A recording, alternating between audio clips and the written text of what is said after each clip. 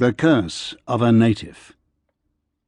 I did not realize how much I had missed Dr. John Watson until he came to the door and beamed at me before taking my hat and coat. "You were supposed to be back a week ago," was his greeting. I carefully lit my pipe, even before sitting down.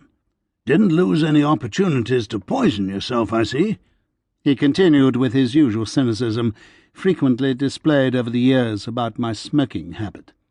I finally sat down, delighted to be back home, and looked at him, trying my utmost not to allow any expression on my face that would give away anything or give away any clues. "Don't tell me. Somehow on holiday out there in the African bush, some case came up." I nodded back, looking rather pleased with myself.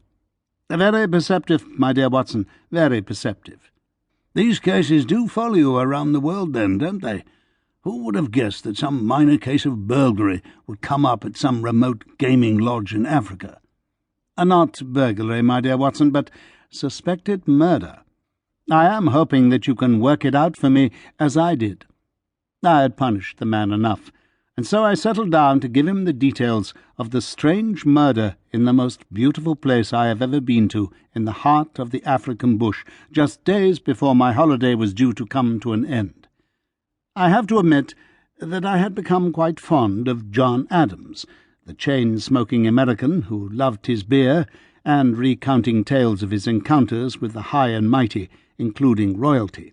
His hearty laugh at the end of almost all his tales was rather infectious, and so when I came down for breakfast at the gaming lodge one morning and found him sprawled on the floor of the dining area, dead and surrounded by shocked guests, I was more than a little distressed.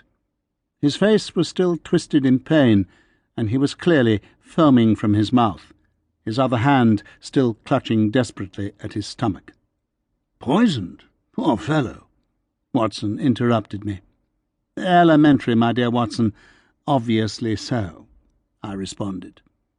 Adams was on holiday with his wife, son, and daughter-in-law. Naturally, I started by interviewing them. His wife, Rose, was surprisingly young to be the wife of Adams, in actual fact, younger than his son's wife.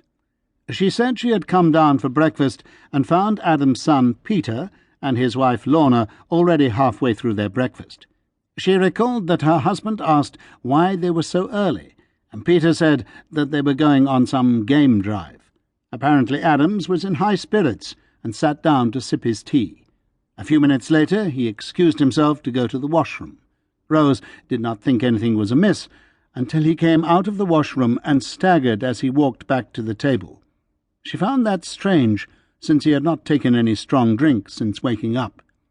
He sat at the table, obviously trying very hard to conceal his agony, but soon it must have gotten unbearable because he started clutching his stomach and moaning in pain. As luck would have it, there was no doctor in the hotel. He had left the day before on some long game drive and had yet to return. Somebody suggested he be given some warm milk, but before it could arrive from the kitchen, he was on the floor.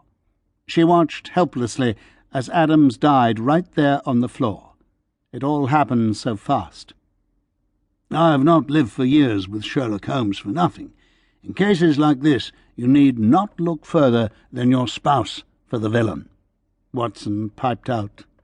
"Precisely, my dear Watson, but as I have already told you, I never guess. It is a shocking habit, destructive to the logical faculty. Beware of the obvious, which may not always be as obvious as you think."